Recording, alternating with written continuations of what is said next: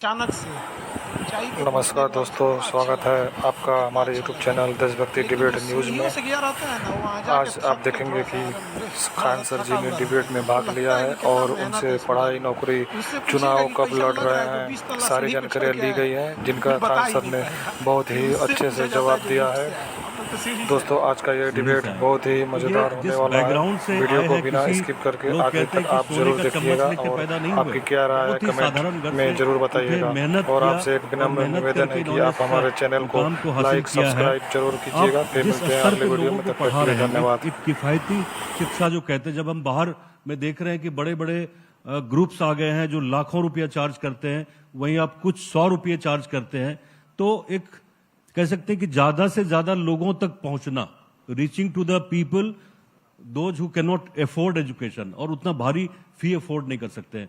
तो ये कॉन्सेप्ट कैसे आया था खान सर? ये तो शुरू से ही हम लोग जब पढ़ाते थे तभी से। आज लॉकडाउन में जब हर जगह स्कूल कॉलेजेस बंद हो गए थे, हम लोग के लिए भी नया था, तो हमको उस समय जो बैच दिए थे वो 11 रुपए का बैच था। और आज जब बच्चे उस बैच से पढ़ के आते हैं तो कहते हैं कि सर याद है, अभी कुछ दिन पहले एक मिले थे हमको पुलिस डिपार्टमेंट में डीएसपी, तो कहते सर याद है हमको, हम वो 11 रुपए वाले बैच के हैं। तो अलग अलग बच्चे जो पुराने हैं, तो अब तो यहाँ पे जो नए बच्चे हैं वो सब, तो ये कोशिश रहती है। और एजुकेशन में जब एक दौर था, बच्चों से पैसे को, बच्चों को पैसा नहीं एक मार्केट समझा जाता था, तो अभी बड़ी बड़ी जो कंपनियां थी अरबों खरबों की, अभी तो सब बैठ गई, सब दिवालिया हो गई वहां पर। क्योंकि एजुकेशन हमारे यहाँ जो गुरु और छात्र का जो रिश्ता है वो एक बड़ा अनमोल रिश्ता है। यहाँ पर फीस नहीं, गुरु दक्षिणा का प्रचलन है। तो गुरु दक्षिणा दक्षिणा टाइप का रहना चाहिए। 1 लाख कहिया का दक्षिणा हो गया, बताइए आप। यहाँ गुरु दक्षिणा तो नॉर्मल होता है जिससे कि एक संस्था चल सके। तो हम लोगों ने भी यही किया। जो यूपीएससी की फीस होती थी 2-2.5 लाख रुपए, उसको ले आके 7-8 हजार कर दिए। जो पीसीएस की फीस होती थी, पीसीएस होता है, यूपी पीसीएस हो या बीपीएससी हो गया, ये जेपीएससी, इसकी फीस 70-80 हजार रुपए लिए जाते थे, उसका हम लोग ने 4,500 कर दिया। वैसे ही करके जो बच्चे शुरुआत करना चाहते हैं पढ़ाई के लिए, वहां पे नॉर्मल जनरल कंपटीशन की तैयारी करना चाहते हैं, वो 200 से लेके 400 में कर दिया, और सारे बच्चों ने कर दिया। अब इसका नतीजा ये हुआ कि पूरी इंडिया में अब जिनकी 2-2 लाख फीस थी, अब वो ऑफर निकालते हैं, दिवाली ऑफर 1.5 लाख डिस्काउंट। तो वहां से तो यहाँ लेके आ गए हैं। तो कोशिश यही है कि अपनी भारत की जो संस्कृति रही है, जो गुरु का धर्म होता है अपने छात्रों के प्रति, उसे निभाना है। और जो बड़ी बड़ी कंपनी लोग ये शिक्षा के नाम पर व्यापार बनाए हैं, इन सब लोग को नीचे ले आना है। आप बिल्कुल, बहुत अच्छा। एक चीज बताऊं कि आज से 5-6 साल पहले खान सर के बारे में मैं सुना था, जब मैं हैदराबाद में था। किसी ने, एक सीनियर ने मुझे बताया कि ये पटना से खान सर कौन है जो बड़ा अच्छा वीडियो बनाते हैं, इतने सरल तरीके से चीजों को समझाते हैं। कोई भी साइंस का भी कोई सब्जेक्ट हो, इंडिया पाकिस्तान रिलेशन हो या डिफेंस का कोई मैटर हो, तो ये सिंप्लीफाई करने का और लोगों तक पहुंचने का ये कैसे है कि मतलब साइंस जैसे एक जो क्लिष्ट विषय है, डिफिकल्ट है, कॉम्प्लेक्स है, उसको सरल तरीके से कैसे आपने, ये पहली बार दिमाग में आपके आया था? हम लोग जब स्कूल लाइफ में थे तो कुछ बच्चे थे जो बड़ा अच्छा नंबर लाते थे, और हम लोग का नंबर ही नहीं उठता था। तो हम लोग को लगता था हम ही लोग में कोई डिफॉल्ट है। और वो सब बड़ा बढ़िया था, सब पढ़ने में फटाफट बताता था। हम लोग को टीचरों के पास जाने में डर लगता था। तो कुछ दोस्तों से डाउट रहता था तो पूछ लेते थे, वो बड़ा अच्छा से बता देते थे। और कभी कभी ऐसा फील होता है टीचर से अच्छा तो यही बता रहे हैं।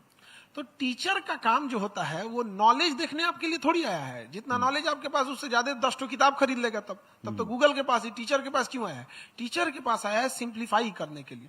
जैसे भोजन बन जाता है, तो भोजन समझिए कि एक शिक्षा है, और शिक्षक का काम है उसको कैसे परोस रहा है। तो ऐसे ऐसे लोग होते हैं ना जो इतनी भयंकर भयंकर भाषा बोलते हैं कि ऊपर से चला जाता है। तो जब भोजन करेंगे तो हम चम्मच से खाएंगे, छोटा साइज होता है, कलछुल से नहीं ना खा सकते हैं। तो विद्यार्थियों को वही कलछुले से घोटाया जाता है कि बाबू तुम ऐसा भयंकर भयंकर भाषा बोलो, क्या जरूरत है। हम शिक्षक लोग कहते हैं विद्यार्थियों से कि अपना लेवल थोड़ा उठाओ।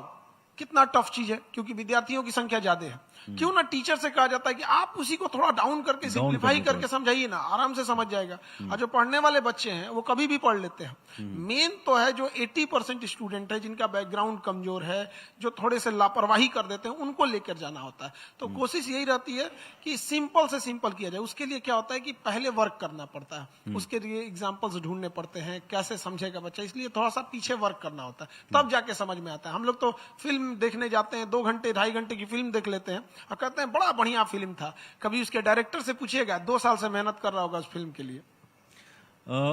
अब देखिए, एक समय वो भी था कि बिहार में टीचर्स की बहुत कमी थी, स्कूल्स के बिल्डिंग भी बहुत अच्छे नहीं थे, लेकिन पिछले 5-7 सालों में देखें तो स्कूल्स बन गए। जो प्राइमरी स्कूल और सेकेंडरी स्कूल थे वो उत्क्रमित होके वो आगे के क्लास तक गांव में भी उपलब्ध हो गया।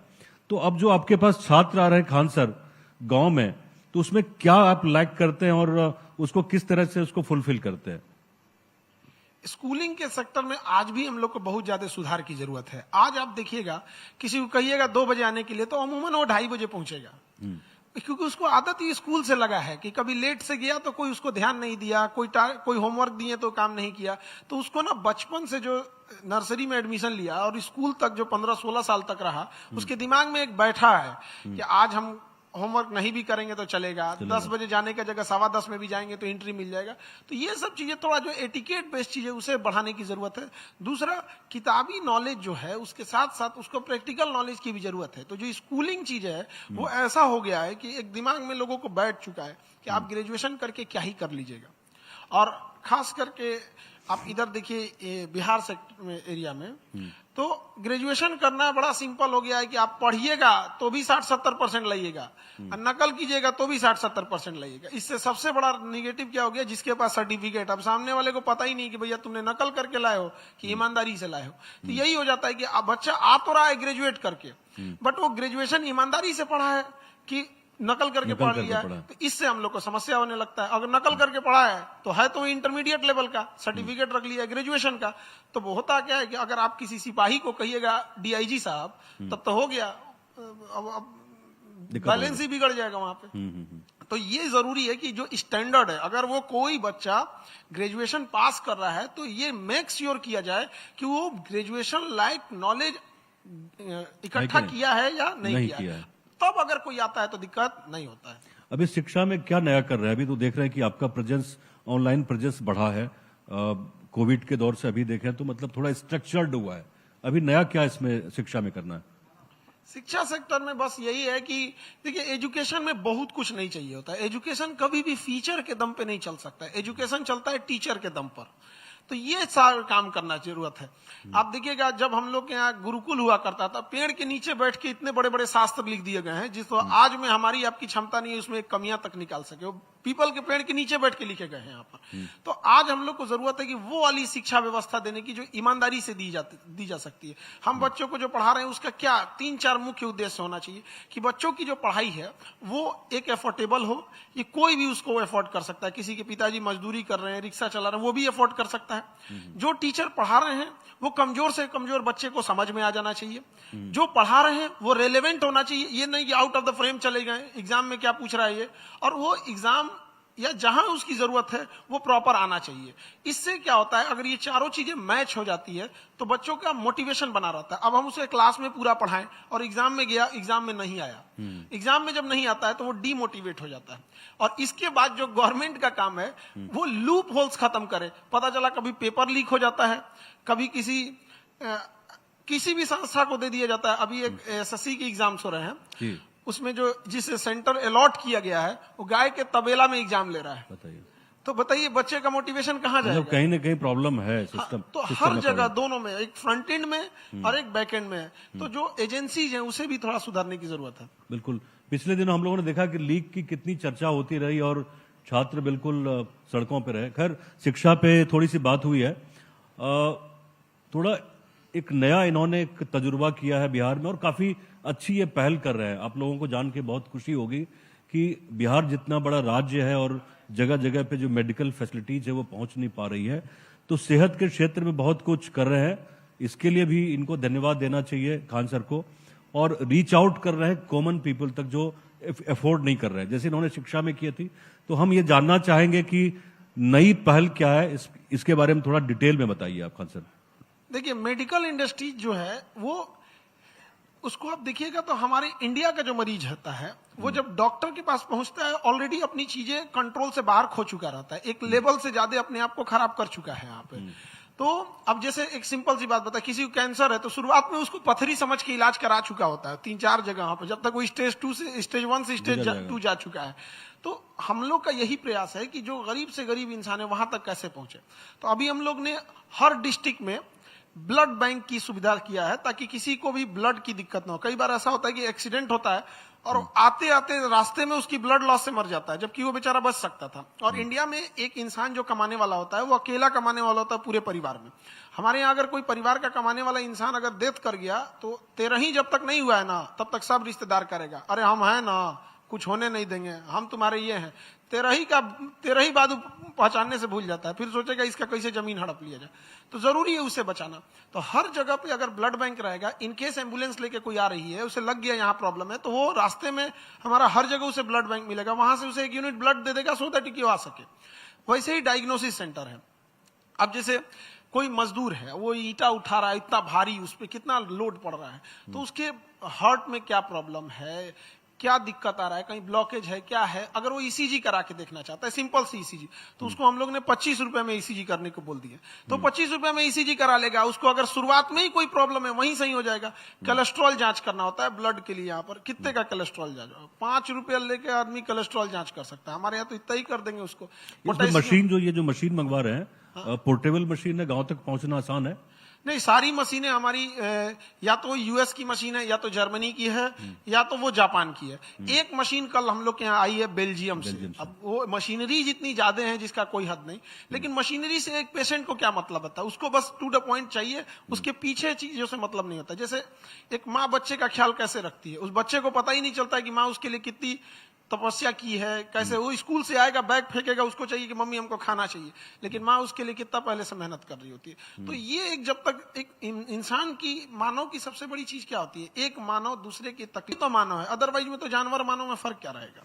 इसमें जो डायग्नोज करेंगे कौन कौन से ऐसे रोग हैं, मुझे लगता है कि जो लोग भी न्यूज 18 देख रहे होंगे वो जानना चाहेंगे कि इसमें 2-4 कौन सी ऐसी बीमारियां जिसको अर्ली स्टेज पे हम डायग्नोज कर सकते हैं। थोड़ा बता दीजिए हमारे दर्शकों को, सो दैट उनको थोड़ा फायदा हो। देखिए, हमारा उद्देश्य मेडिकल सेक्टर में बस इतना है कि आज इंडिया का पेशेंट कोई भी चीज को, जैसे उसे टाइफाइड ही है ना, तो तब तक जब तक वो पूरी अपने आप को टाइफाइड बॉडी के अंदर मजबूत नहीं कर लिया तब तक वो डॉक्टर के पास नहीं जा रहा है।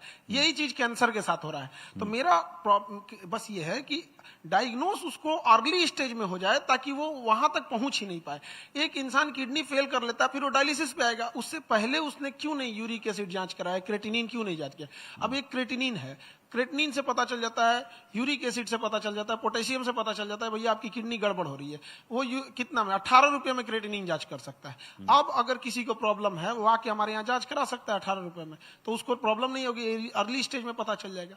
तो हम लोग का पहला एक स्टेज है कि शुरुआत में उस चीज को रोका जाए।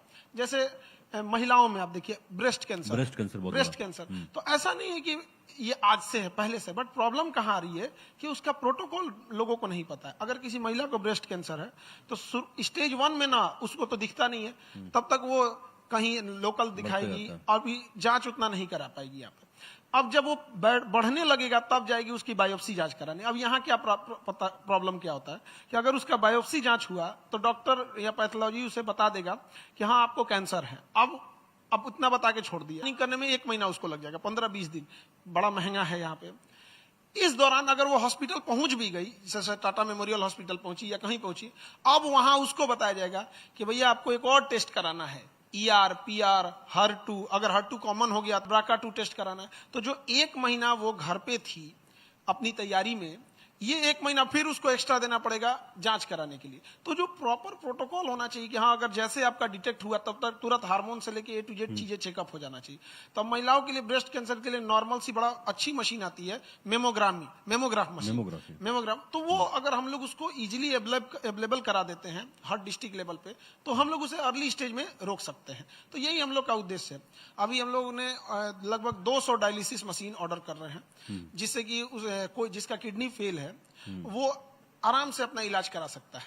और कॉस्ट अच्छे क्या रहता है उसका, कॉस्ट क्या रहता है? एकदम हमारा जितना लगेगा बस उतना ही, एकदम मिनिमम। हम हमारे यहाँ पढ़ने का कॉस्ट कितना लगता है, कोई गरीब इंसान भी नहीं कह सकता है कि हम खान सर के यहाँ गए पैसे की वजह से लौट जाएंगे। वैसे हॉस्पिटल का भी वही रहेगा।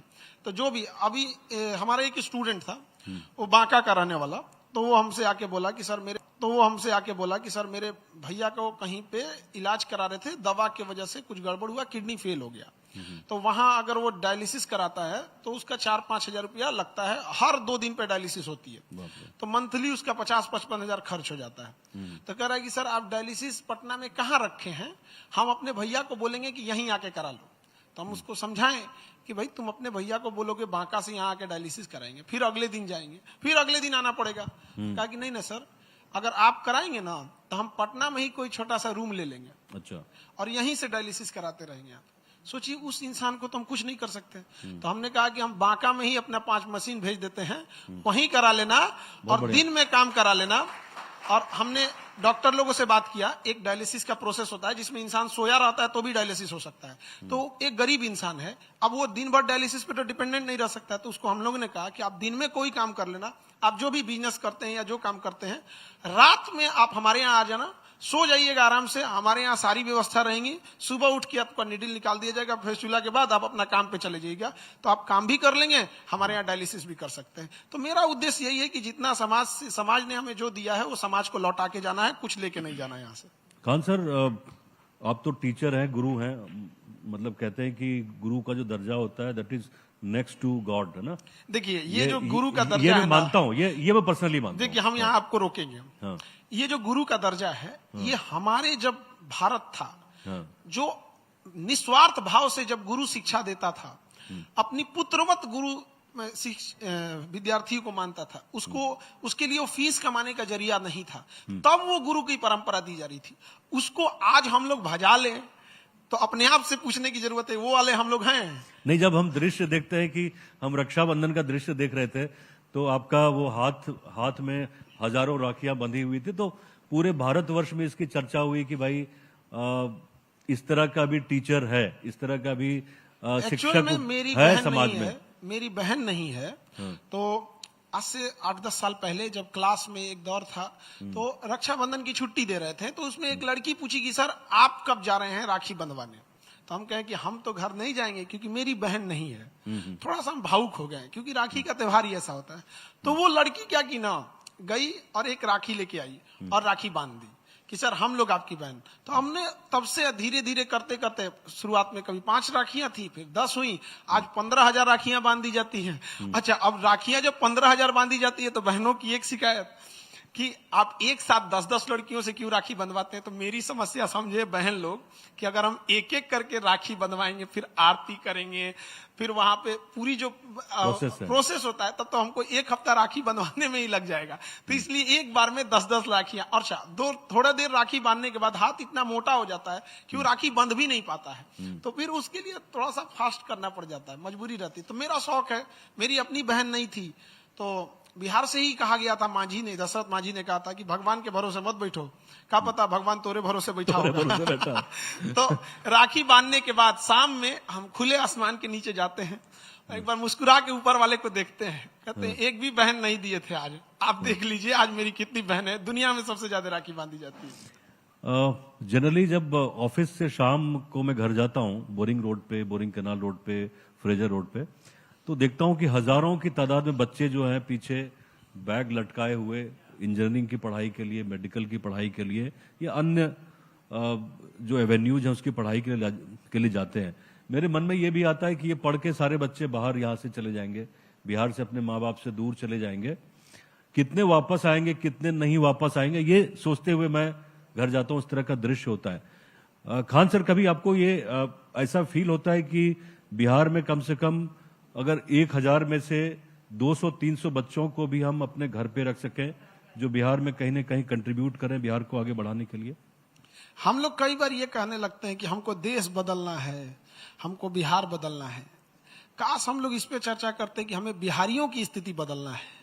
अगर हम बिहारियों की स्थिति बदल सके, जो 7,000-8,000 पे काम कर रहा है, तो उससे कहीं ना कहीं पूरा बिहार डेवलप हो जाएगा। हम बात करते हैं भारत बदलने के लिए, हम भारतीयों को बदलने की बात नहीं कर पाते हैं। अब आप समझिए, कोई इंसान जिसका अच्छे घर नहीं है, अच्छे कपड़े नहीं है, अच्छा इलाज नहीं करा पा रहा है, वो कितना सोचेगा? उसकी भी तो एक बार प्रॉब्लम समझे। और बहुत सारे बच्चे यहाँ आके काम करते भी हैं, ऐसा नहीं है कि सारे लोग यहाँ से चले ही जाते हैं, थोड़ा और इम्प्रूवमेंट की जरूरत है। हमें याद है हमारे यहाँ एक बच्चा आया था पढ़ने, उसका नाम था मिंटू कुमार, दरभंगा का रहने वाला। तो यहाँ आया पटना में और उसे इंजीनियरिंग करना था, बड़ा शौक था उसका IIT में जाना। तो यहाँ आया पढ़ने के लिए, तो घूम फिर के गया, कोई 1.5 लाख बता रहा है, कोई 2 लाख बता रहा है, घर चला गया। उसके पिताजी मजदूरी करते हैं, दिहाड़ी मजदूर है, तो कहें कि अब छोड़ दो, अब ना पढ़ पाई बाबू, अब रह दो, इतना फीस कहाँ से दियल जी हमनी के। तो उसको किसी के गांव के किसी ने बताया कि खान सर के यहाँ चले जाओ, वहां भी इंजीनियरिंग और मेडिकल स्टार्ट हो गया। तो हमारे यहाँ वो पढ़ने आया, और ये पिछले साल की बात है, पढ़ने आया, बड़ा शांत स्वभाव का बच्चा था, दुबला पतला। और इस बार उसका सिलेक्शन IIT खड़गपुर में हो गया है, भारत का पहला IIT खड़गपुर में। वो हवाई चप्पल पे आया था, अब हवाई जहाज पे घूमेगा यहाँ पर। तो कई बार पैसे के अभाव में हम बहुत सारी चीजों को खो देते हैं। आप सोचिए कि यदि उसको हमारी फीस कम नहीं होती तो आज वो अपने पिताजी के साथ कहीं दिहाड़ी मजदूरी में हाथ बटा रहा होता, लेकिन आज IIT खड़गपुर में है। जब पास हुआ तो उसने एक बात बोला कि सर वहाँ तो बड़ा चीजें आजकल डिजिटल हो गई हैं, तो लैपटॉप वगैरह का जरूरत पड़ता है कि सर अब कैसे करें, हम तो इतना तो नहीं है यहाँ पर। तो सोचिए कितना हद तक आप सोच सकते हैं प्रॉब्लम रहता है उसके पास। उसको ये सोचना था कि सर हॉस्टल का फीस कैसे देंगे हम। तो ऐसे बच्चों को हम लोग को पहचानने की जरूरत है।